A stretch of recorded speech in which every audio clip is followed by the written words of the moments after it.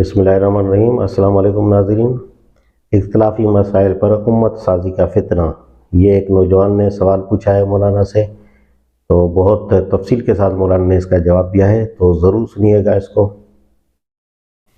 इख्तिलाफी मसाइल पर उम्मत साजी का फितना। सवाल: मुझे मजहबी तनाज़े और तफरका से फितरी बोध है और वो तमाम जज़ई मसाइल जिनमें इख्तिलाफ की गुंजाइश खुद शरीयत में मौजूद है उनमें इख्तिलाफ को जायज़ रखता हूँ। इसी तरह अगर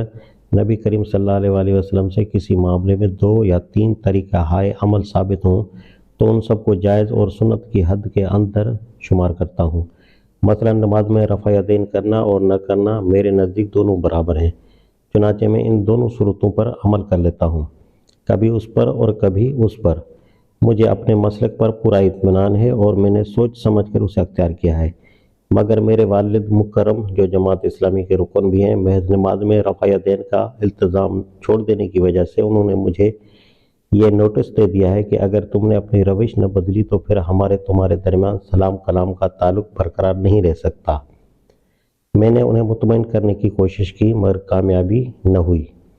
अब ये कज़िया मेरे और वालिद मुकर्रम के हल्का तारुफ में बहस का मौजू बन गया है और दोनों की तायीद व तरदीद में लोग ज़ोर इस्तदलाल सर्फ कर रहे हैं। मुझ पर जो बेसरूपा एतराज़ात उमूमन हो रहे हैं उनका खुलासा ये है: तू हनफी हो गया, तेरा 2 तरीक़ों पर अमल करना दो अमली और नफाक है, तुम जमात की अक्सरियत से मरूब हो गए हो, तुम्हारा असल मकसूद जलब ज़र और हुसूल इज़्ज़त है, तुम्हें अहनाफ ने ये पट्टी पढ़ाई है, तू मौदूदी साहब का मुक़ल्लिद है वगैरह। इन एतराज़ात में एक दिलचस्प तरीन एतराज़ ये है कि हमें पहले ही मौदूदी साहब से ये अंदेशा था कि वो जमात इस्लामी के नाम पर अहले हदीस को हनफी बनाकर रहेंगे। चुनांचे ये अंदेशा सही साबित हुआ। यानी पहले तो इस जमात में आने वाले से कहा जाता है कि तुम्हारे फ़िक़ही मसलक जमात में आने के बाद भी बरकरार रहेगा, मगर जमात में आने के बाद ऐसे तरीक़ों से काम लिया जाता है कि किसी शख्स को खुद कोई एहसास तक नहीं होता और उसका मसलक सरासर बदल जाता है। मैं हस्बे मौके इन सब एतराज़ के जवाबात देता रहता हूँ, लेकिन फिर भी अपने इत्मीनान के लिए उमूर ज़ैल की वजाहत चाहता हूँ। नंबर 1, वालिदैन के हुकूक का दायरा कितना वसी है? क्या वो औलाद से मसाइल की तहकीक का और अपनी तहकीक के मुताबिक अमल करने का हक़ भी सलब कर सकते हैं? क्या मैं वालिदैन की मर्ज़ी के खिलाफ मसलक अहले हदीस की खिलाफ वर्जी यानी तर्क रफ़ा यदैन करने पर सख्त रब फी सख्त वालिदैन की वईद का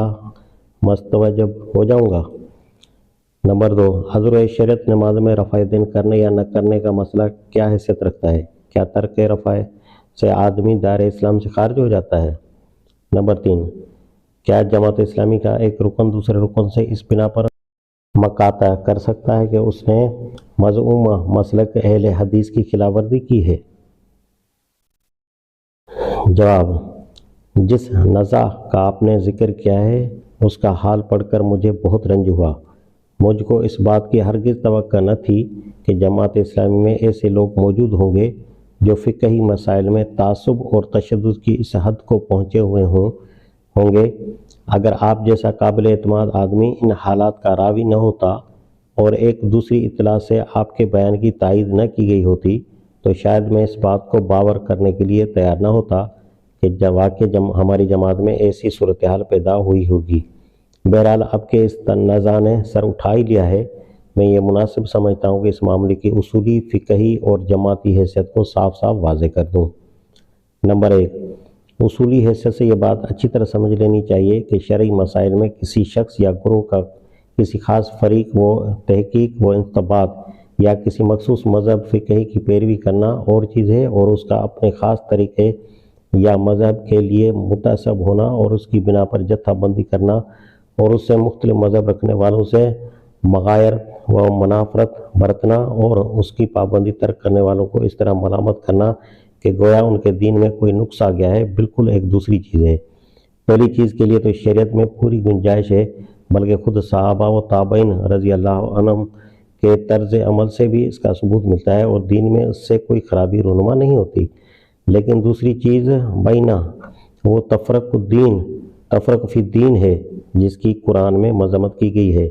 और उस तफरक का लाजमी नतीजा यह है कि लोग फ़िक़ही मसाइल ही को असल दीन समझ बैठे हैं। फिर इन मसाइल में ज़रा ज़रा से इख्तलाफ पर उनके दरमियान अलग अलग उम्मतें बनती हैं। फिर उन फ़रोई बहसों में वो इस कदर उलझते और एक दूसरे से बेगाना हो जाते हैं कि उनके लिए मुसलमान की ज़िंदगी के असल मकसद और अकामत दीन की खातिर मिलकर जद्दोजहद करना गैर मुमकिन हो जाता है। मसलक फ़िक़ही के एतबार से किसी का तरीक़े अहले हदीस या तरीक़े हनफी या तरीक़े शाफ़ई वगैरह पर चलना बजाय खुद किसी कबाहत का मूजिब नहीं है। लेकिन अगर ये चीज़ आप आगे बढ़कर ये सूरत अख्तियार कर ले कि मुसलमान फ़िल हकीकत एक उम्मत न रहें, बल्कि अहले हदीस, अहनाफ, शवाफ़े वगैरह नामों के साथ अलग अलग मुस्तकिल उम्मतें बन जाए, और शरई आमाल की जो ख़ास सूरतें इन मुख्तलिफ़ ग्रोहों ने अख्तियार की हैं वो हर एक ग्रोह के मखसूस शायर करार पाएँ, जिनकी बिना पर उन ग्रोहों में मगायरत और इम्तियाज़ आके हो, तो फिर यकीनन ये दीन को टुकड़े टुकड़े करना है। और मैं पूरे वसूख के साथ कह सकता हूँ कि दीन इस्लाम में इस तकसीम और तासुब के लिए कोई जगह नहीं है। रफ़ा या देन करना या न करना, आमीन ज़ोर से कहना या आहिस्ता कहना, और ऐसे ही दूसरे उमूर सिर्फ़ उसी वक्त तक शरई आमाल हैं जब तक कोई शख्स उनके तर्क या फ़ेल को इस बिना पर अख्तियार करे कि उसकी तहकीक में साहिब शरीयत से ऐसा ही साबित है, या ये कि ऐसा करना दलाइल शरिया की बिना पर अर्जह और ओला है। मगर जब यही आमाल किसी मखसूस फ़िरके के शुआर बन जाएँ और उनका तर्क या फ़ैल वो अलामत करार पाए जिसकी बिना पर यह फैसला किया जाना लगे कि आप किस फ़िरके में दाखिल और किस से खारिज हैं, और फिर इन्हीं अलामतों के लिहाज से ये तय होने लगे कि कौन अपना है और कौन गैर, तो इस सूरत में रफ़ा या देन करना और न करना या आमीन ज़ोर से कहना या ऐसे ही दूसरे उमूर का तर्क और फ़ैल दोनों यकसां बिद्दत हैं। इसलिए कि सुन्नत रसूलुल्लाह में बजाय खुद तो इन अमाल का सबूत मिलता है, लेकिन इस बात का कोई सबूत नहीं मिलता कि इन अमाल को मुसलमानों के अंदर गुरह बंदियों और तफरकाबाजियों के लिए अलामात और शुआर बनाया जाए। ऐसा करना दरअसल हदीस का नाम लेकर साहिब हदीस अलैहिस्सलाम के मंशा के बिल्कुल बरक्स काम करना है, और उस असल काम को गलत करना है जिसके लिए नबी सल्लल्लाहु अलैहि वसल्लम दुनिया में तशरीफ़ लाए थे। नंबर 2, अब इस मसले की फ़िक़ही हैसियत को लीजिए। रफ़ा देन के मुतालिक नबी सल्लल्लाहु अलैहि वसल्लम से 5 मुख्तलिफ़ तर्ज़ अमल मनक़ूल हैं। नंबर 1, इब्न उमर रज़ियल्लाहु तआला अन्हु की रवायत जिससे मालूम होता है कि हुज़ूर 3 मौक़े पर रफ़ा देन करते थे: इफ्तिताह सलात के वक्त, रुकू में जाते हुए और रुकू से उठकर। बे, मालिक की रवायत जिसमें 2 मौक़ों पर रफ़ा देन का जिक्र मिलता है: इफ्तिताह सलात के वक्त और रुकू से उठकर। जीम, वाइल बिन हिजर की रवायत जिसमें 4 मौक़े पर उसका होना मज़कूर है: इफ्तिताह सलात के वक्त, रुकू में जाते हुए, रुकू से उठते हुए, सजदे के मौके पर। दाल, अबू हमीद साइदी की रवायत, इसमें भी 4 मौक़े पर रफ़ा देन का जिक्र है, मगर चौथा मौका सजदे के बजाय तीसरी रकत में कादा से उठने पर बयान किया गया है। और अब्दुल्लाह इब्न मसूद और बरा इब्न हाजिब की रवायत जिसमें सिर्फ एक मरतबा रफ़ा देन करने का जिक्र है, यानी इफ्तिताह सलात के मौके पर। इन मुख्तलिफ रवायत में से अलिफ को इमाम शाफ़ई, अहमद और अबू सूर ने नेज़ अहले हदीस और अहले ज़ाहिर की अक्सरियत ने अख्तियार किया, और एक रवायत इमाम मालिक से भी यही है कि वो उसको तरजीह देते थे। दाल को अहले हदीस के एक ग्रोह ने मरजह ठहराया, और रे को इब्राहिम नख़ई, शैबी, सफ़ियान सूरी, अबू हनीफ़ा और तमाम फ़ुक़हाए कूफ़ा ने तरजीह दी। लेकिन ये वाज़ह है कि सवाल सिर्फ तरजीह का है, न कि रद्द व कबूल का। आम असल में से कोई भी ये नहीं कहता कि जिन मुख्तलिफ़ तरीक़ों का जिक्र मज़कूरा बाला अहादीस में आया है उनमें से किसी पर हुज़ूर अकरम सल्लल्लाहु अलैहि वसल्लम ने अमल नहीं किया था, बल्कि कहते सिर्फ ये है कि जिस खास तरीके को हमने मरजह करार दिया है वो हुज़ूर अकरम सल्लल्लाहु अलैहि वसल्लम का आम मामूल था, और दूसरे तरीक़ों पर आप कभी कभी अमल कर लेते थे। बस जब मामले की हकीकत ये है तो इन तरीक़ों में से जिस पर भी कोई अमल कर रहा है हदीस ही की पैरवी कर रहा है, और उस पर नकीर करना यह मायने रखता है कि इत्तबाए पैगम्बर नकीर की जाती है, जिसकी जुरत मुक़ल्लिदीन को भी ज़ेबान नहीं पुजा के अहले हदीस इसका इर्तिकाब करें। फिर अगर कोई शख्स इन तरीक़ों में से किसी एक तरीके पर जामद होने के बजाय वक्तन फ़वक्तन इन सब तरीक़ों पर अमल करता रहे जो हदीस में मज़कूर हैं, तो यह नबी सल्लल्लाहु अलैहि वसल्लम की ज़्यादा सही व मुकम्मल पैरवी होगी। और लफ्ज़ अमल बिल हदीस का इतलाक़ इस طرز عمل پر زیادہ صحیح معنی میں ہوگا۔ میں سمجھتا ہوں کہ اگر ابتدائی میں ایک طریقے کو ترجیح دینے اور باقی سب طریقوں کو ترک کر دینے کے بجائے ان سب طریقوں کو نماز میں اختیار کرنے کی گنجائش رکھی جاتی تو شاید بعد کے ادوار میں وہ جمود و تعصب پیدا ہی نہ ہوتا جس کی بدولت نوبت یہ آ گئی ہے کہ لوگ نماز کی جس صورت کے عادی ہیں اس سے ذرا سی بھی مختلف صورت بھی جہاں انہوں نے دیکھی اور بس وہ سمجھنے لگتے ہیں کہ اس شخص کا دین بدل گیا ہے اور یہ ہماری امت سے نکل کر دوسری امت میں جا ملا ہے۔ یہ رائے جو میں عرض کر رہا ہوں یہ صرف میری انفرادی رائے ہی نہیں ہے بلکہ پہلے بھی متعدد اہل تحقیق اسی خیال کا اظہار کر چکے ہیں۔ اس وقت میرے پاس سفر میں کتابیں موجود نہیں ہیں اس لیے میں زیادہ وسیع پیمانے پر شواہد پیش نہیں کر سکتا، لیکن حاجت البالغہ خوش قسمتی سے مل گئی ہے، اس سے چند حوالے یہاں نقل کرتا ہوں۔ شاہ صاحب پہلے تو یہ اصولی بات ارشاد فرماتے ہیں کہ اصولی بات یہ ہے کہ آدمی ہر حدیث پر عمل کرے، الا یہ کہ کسی مسئلے میں سب حدیثوں پر عمل کرنا تناقض کی وجہ سے غیر ممکن ہو۔ پھر آگے چل کر فرماتے ہیں واقعہ یہ ہے کہ فقہا کے درمیان اختلاف کی اکثر صورتیں بالخصوص ان مسائل میں جن میں صحابہ کے اقوال دونوں طرف پائے جاتے ہیں، مثلا تکبیرات تشریق، تکبیرات عیدین، نکاح محرم، تشہد ابن عباس و ابن مسعود، بسم اللہ اور آمین کا اخفا، تکبیر اقامت میں کلمات کو ایک ایک مرتبہ یا دو دو مرتبہ پڑھنا۔ ان میں اختلاف دراصل اس امر میں ہے کہ دو اقوال میں سے کس کو کس پر ترجیح ہے، ورنہ ان مختلف طریقوں کے بجائے خود مشروع ہونے میں سلف کے درمیان کوئی اختلاف نہ تھا۔ ان کا اختلاف تو صرف اس اعتبار سے تھا کہ دو مختلف امور میں سے اولا کون سا ہے، اور یہ اختلاف ایسا ہی ہے جیسے قرأت کی مختلف صورتوں میں قاریوں کے درمیان اختلاف ہے۔ اس معاملے میں بیشتر امور کے اختلاف کی وجہ سلف نے یہ بتائی ہے کہ صحابہ کرام رضی اللہ تعالیٰ علیہ اجمعین خود ان میں مختلف تھے اور ظاہر ہے کہ صحابہ سب کے سب ہدایت پر تھے۔ پھر فرماتے ہیں اور وہ یعنی رفع یدین نماز کی ان حیتوں میں سے ہے جن کو نبی صلی اللہ علیہ وسلم نے کبھی کیا ہے اور کبھی نہیں کیا، اور یہ دونوں طریقے سنت ہیں۔ صحابہ اور تابعین اور ان کے بعد کے لوگوں میں سے ایک ایک جماعتیں ان میں سے ایک ایک طریقے کو اختیار کیا ہے، اور یہ من جملہ ان معاملات کے ہیں جن میں اہل مدینہ اور اہل کوفہ کے درمیان اختلاف واقع ہوا ہے، لیکن ہر ایک کے لیے ایک ثابت شدہ اصل شریعت میں موجود ہے، اور ایسے مسائل میں میرے نزدیک حق یہ ہے کہ سب مختلف طریقے سنت ہیں۔ شاہ صاحب کی ان تصریحات کے بعد اس امر کی ضرورت نہیں رہتی کہ میں آمین کے مسئلے کے متعلق الگ بحث کروں، تاہم اس معاملے میں صاحب الجواہر النقی کا یہ قول نقل کر دینا کافی سمجھتا ہوں کہ صحیح بات یہ ہے کہ اسے بلند آواز سے کہنے اور اس آہستہ کے بارے میں دونوں روایتیں صحیح ہیں، اور اہل علم کی ایک جماعت نے ان دونوں افعال پر عمل کیا ہے۔ نمبر 3، ہماری جماعت کا ان اختلافی معاملات میں جو مسلک ہے اس کی توضیح اس سے پہلے بارہا کی جا چکی ہے، اور میں اب ایک مرتبہ پھر اسے صاف صاف الفاظ میں بیان کیا دیتا ہوں۔ اس جماعت میں اہل حدیث، احناف، شوافع اور ایسے ہی دوسرے فقہی طریقوں پر چلنے والے مسلمانوں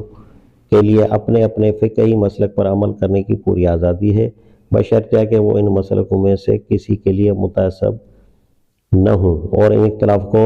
مغایرت اور جتھا بندی کا ذریعہ نہ بنائیں۔ جماعت کے اندر جو لوگ بھی شامل ہوں انہیں اسلامی عصبیت کے سوا اور ساری عصبیتیں اپنے اندر سے نکالنی ہوں گی،